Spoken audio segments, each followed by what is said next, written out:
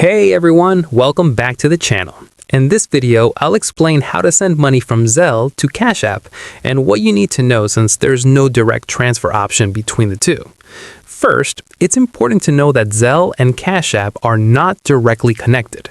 That means you can't send money straight from Zelle into Cash App.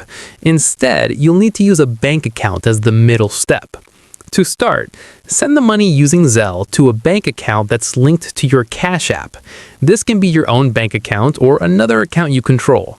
Open your bank's app, go to Zelle, and send the money to the email address or phone number linked to that bank account. Once the Zelle payment is received and deposited into your bank account, open the Cash App. From the Cash App home screen, tap Add Cash. Enter the amount you want to transfer, then confirm the transaction.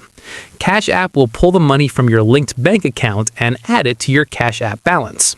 If you don't already have your bank account linked to Cash App, go to the Profile section, select Linked Banks, and add your bank account or debit card before trying to add cash. After the transfer is complete, the money will be available in your Cash App balance and ready to use. That's it for this video. If this guide helped you understand how to send money from Zelle to Cash App, make sure to like, subscribe, and leave a comment if you have questions.